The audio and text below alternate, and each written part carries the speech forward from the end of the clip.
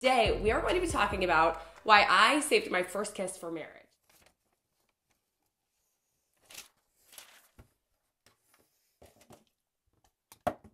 So actually, as y'all are watching this video right now, I will be on my honeymoon.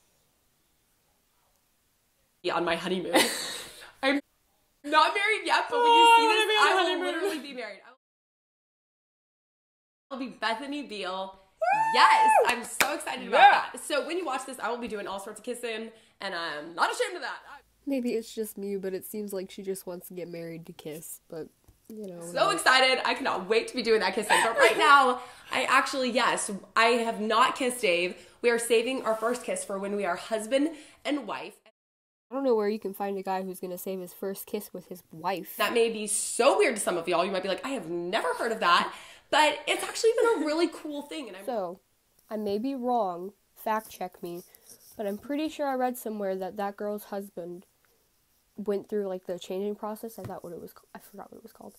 But where, like, they take people from the LGBTQ plus community, like, that have Christian families, or, like, mostly Protestant families, and they try to make them straight by, like, putting them through camps and stuff, and, like, trying to convert them back to, like, their natural state.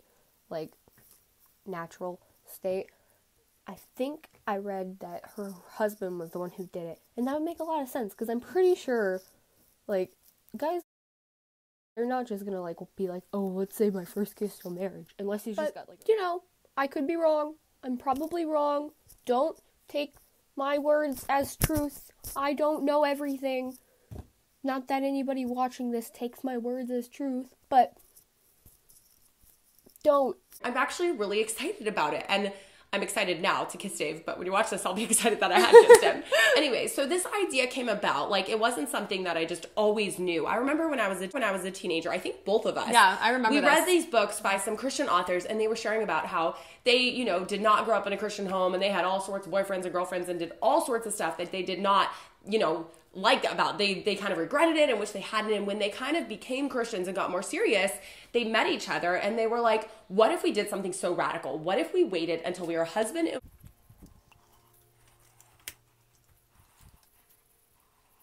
wife to actually kiss for the first time? And it was a totally radical idea, but they decided to do it. So they ended up getting married and they saved their first kiss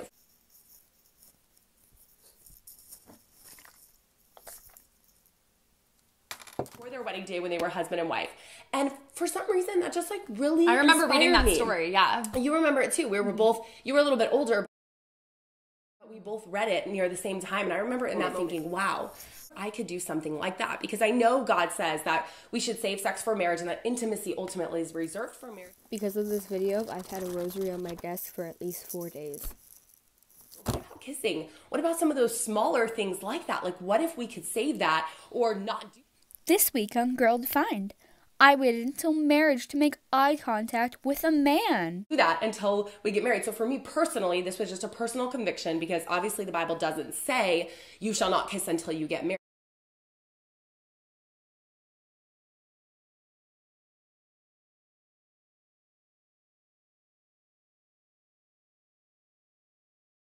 But I just thought, how inspiring. I did not expect this road to last as long as it 30 has. years? I just want you to think about that for a minute. 30 years. 30. 3. 0. 15 times 2. 30. So when I decided, like, hey, that would be a cool idea, and then, you know, each year, like, yeah, this is a cool idea. If you have to ask, it's not you cool. know, but I'm excited. I'm really excited about it. And so having decided that. Here you can't really, like, sense it, but they're really judgmental. The stuff that they put on their blog post is insane. The Bible says only God can judge.